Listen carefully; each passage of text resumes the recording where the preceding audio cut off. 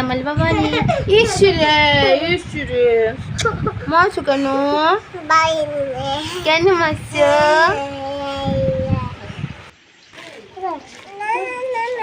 এই দেখ ছোটবেলায় এদিন আমরা ফুটাইতাম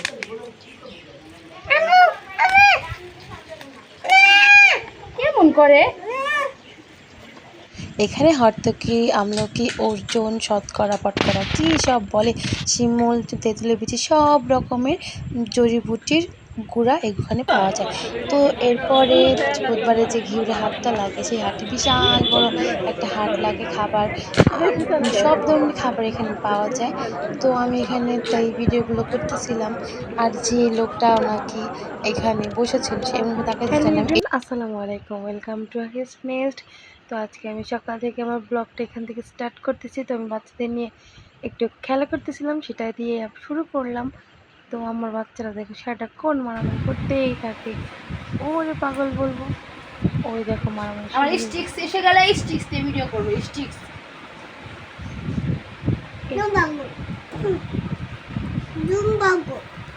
তুমি পাগল, তুমি পাগল গাইস তুমি পাগল তুমি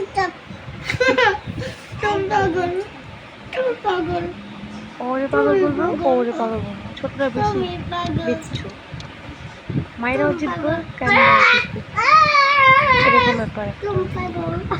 ওরে আমার এদের ভালোবাসা মামার দেখলেই না চোখটা ওরে রে ওরে রে ওরে রে মালামালি কালে আমার বাবারে ইসরে ইসরে মারছো কেন কেন মারছো কেন মারছো তুমি আছো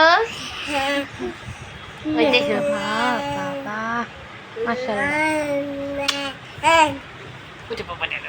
আমার ছোট বাচ্চাটা একটু বেশি দুষ্টু, সব কিছু নিয়ারি করবে, কোনো মানে খাবার খাইতে চায় না ঠিক মতো।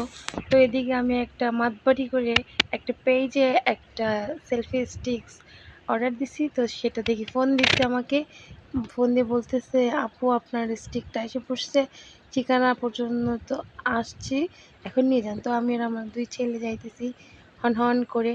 তো এক পর্যায়ে যাইতে যেতে আইসা দেখি দুইটা লোক বসে আছে। তো আমি বললাম আরে ভাই অনেক জীবনে ধরা খাইছে, আর ধরা খাইতে চাই না, এত টাকা দিয়া নিব, আমার টাকার দাম আছে, 1 টাকা হোক 2 টাকা হোক, টাকা তো টাকাই তাই না, কষ্টের টাকা, টাকা না থাকলে কেউ দিয়া সাহায্য করে না। তো বললাম খুইলা দেখান, যেভাবে দেখছি সেরকম আছে কি না। তো লোকটা দেখাইতেছিল, তো বললাম আর একটু বড় হবে না। লোকটা বলছে আরে ভাই যে টাকা দিয়েছেন এই টাকায় এত বড় আর কই পাবেন। তো এরপর নিয়ে আসলাম, আসার পর দেখো আনবক্সিং করতেছি, কিন্তু আমার তো পোড়া কপাল, 2টা বাপচান আছে না, আনবক্সিং করা গিয়ে এতটা সহজ। ভাবলাম তোমাদের সাথে সুন্দর একটা জিনিস কিনছি তোমার সাথে শেয়ার করি, কিন্তু তার আর কপার কই, ফুটনিটা নিয়ে গেল আমার ছোট ছেলে। এই তোমাদের ছোটোবেলার কথা মনে পড়ে গেছে না, কারা এরকম দেখলেই ফোটার জন্য ব্যস্ত হয়ে যেত? আমার তো এখনও সেই ছোটোবেলার কথা মনে পড়ে, এমনকি ফোটাইতেও মনে চায়।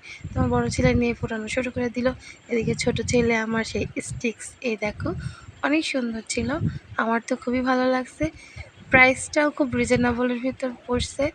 ভাবলাম হাতে করে ভিডিও বানাইতে প্রবলেম হয়, এই জন্য এটাই করে ভিডিও বানালে একটু আরাম হবে, এই জন্য কিনছে। আর অনেক দিন ইচ্ছাও ছিল, তো ইচ্ছাটা আজকে পূরণ করে ফেললাম। দুজন টানাটানি করতেছে, দেখে মা বলতেছে দেখো কিনো কিনো, দেখো কেনার মজা বোঝো, তুমি তো হাতে ধরতেই পারতেছো না। তো দুইজনে মিলে হাসাহাসি করতেছিলাম। এদিকে ছোট ছেলেটা দিবেই না, মানে কান্নাকাটি শুরু করে দিছে, সে চিৎরায় পড়বে, উপর হয়ে পড়বে, একবার ওরটা থাবা দিবে, একটা আমারটা থাবা দিবে। অনেক কষ্ট করে বোঝাই টোঝাই নিছি। এখন ভাইয়ের ফুটানি নিয়ে দেখো, ওই দেখো পাকনার কাম দেখছো, চা বাই ওরা টাইনা ছিঁড়াই ফেলতেছে। তো এদিকে আমি তোমাদের লম্বা করে দেখাইতেছি কীরকম জিনিসটা, আমার তো খুবই ভালো লাগছে। তো একদম ছোটো করে নিলাম, ভাবলাম বড় করা যাবে না। আমার ছেলে আবার লাঠি মনে করে তো কান্নাকাটি ওই দেখো শুরু করে দিছে, যে লাঠি দেও খেলা করবে, কিন্তু ওরে বোঝাবে কে রে ভাই, এটা তো না। তো এদিকে ওর চিৎকারে চোটে আমার বড় ছেলে থাকতে পারতেছে না, কান ধরে বলতেছে আম্মু তাতে দিয়ে দাও। দেখো পাকা বেটার অবস্থা কি, দেখলেই খালি বলে তোমাদের সবাইকে লাইক দাও লাইক দাও লাইক দাও। তো ওর কথা মনে করে আমাদের চ্যানেলটা সাবস্ক্রাইব করে দিও, আর ভালো লাগলে অবশ্যই শেয়ার করতে ভুলো না। তো আমি ওদের সব দিয়ে আমি কী করবো, খাপ দেখতেছি, কিচ্ছু করার নাই, মনটা বুঝতেছি অবুঝ মন, তাই না? তো আমি এক পর্যায়ে হাতে একটু পাইলাম, সেটাকে দেখলাম, দেখে রেখে দিছি।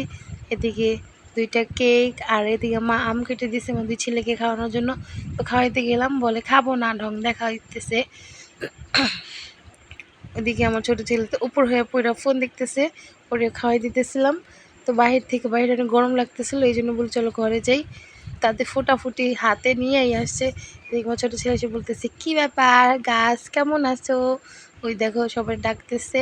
এদিকে আমরা খাইতে বসে পড়লাম, বলতো খায়নি, তারপরে দেখবো।